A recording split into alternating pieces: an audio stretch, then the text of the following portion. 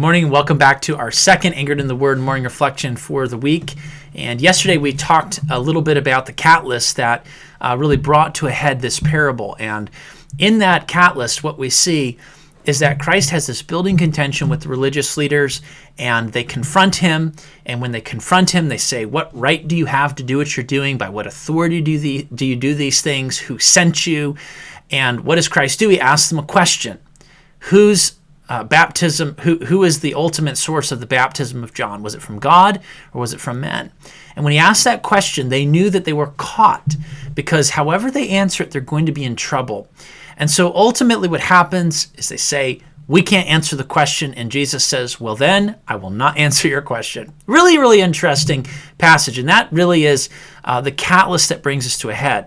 Well, this morning what I'd like us to do is I'd like us to look at the context. And when I mean context, I mean who was Jesus speaking to directly and then secondarily.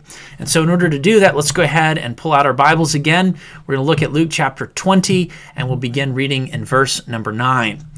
We won't read the whole section just because it's pretty long. It says, "Then began he to speak to the people this parable. A certain man planted a vineyard and let it forth to husbandmen. Went into a far country for a long time, and at the season he sent a servant to the husbandmen, that they should give him of the fruit of the vineyard. But the husbandmen beat him, sent him away empty, and again he sent another servant, and they beat him also, and treated him shamefully, and sent him away empty. And again he sent a third, and they wounded him also, and cast him out. Then said the Lord of the vineyard, What shall I do? I will send my beloved son. It may be they will reverence him when they see him." Now we know by the end of the story that in fact they did not reverence the son. They killed the son because they believed they could somehow get the inheritance. But the question as we look at this passage is, what is the context? Who is Jesus speaking the parable to? In order to do that, we need to go back and look at a few details from last week and yesterday. The first thing is in verse number 9, it says, "Then began he to speak to the people this parable." Now, if you look back in verse number 1, we see that Christ is ultimately picking up where he's left off. In chapter 20, verse 1, it says he taught the people in the temple and he preached the gospel. So Christ comes down from the Mount of Olives up into Jerusalem. He sees what's going on in the temple. He goes back to Bethany. The next day he comes, he casts out the money changers. Then he goes back to Bethany. That night, the religious leaders are fuming, and when Jesus is there teaching in the temple the next day, they confront him, they interrupt him, they ask him these questions. There's a confrontation. They refuse to answer what Jesus says. And then what does he do in verse 9? He picks right back up where he left off. Then he began to speak to the people this parable. Now, when it says he's speaking to the people, what it's telling you is he's not directly addressing the religious leaders. That's ultimately for the people. He's trying to explain what's about to happen. Christ is going to die. He's going to be rejected of the chief priests and the elders. And then he's also going to be rejected ultimately by the nation. Now, that's not to say that he's rejected by everyone in the nation, everyone who's in leadership. But what it is telling you is that as a whole, the nation and the religious leaders are rejecting him. They're going to come under judgment.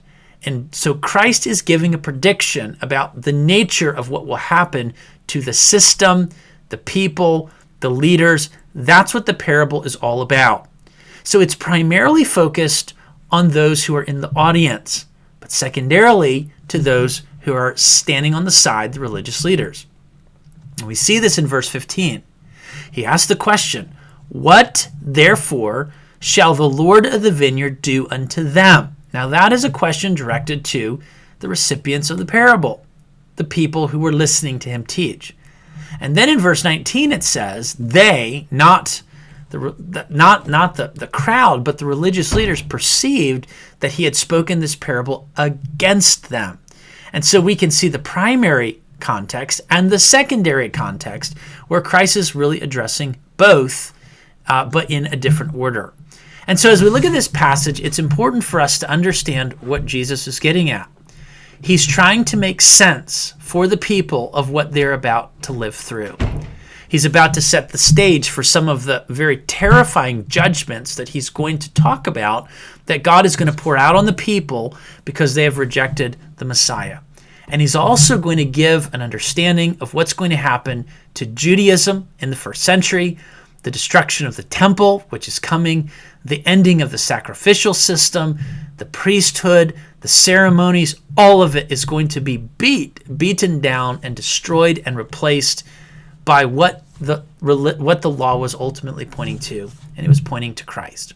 So as we dig into this week, I hope that you'll see the thrust of it. Hope you'll join us the rest of the week. Have a blessed rest of your day, and Lord willing, we'll meet again tomorrow. Bye now.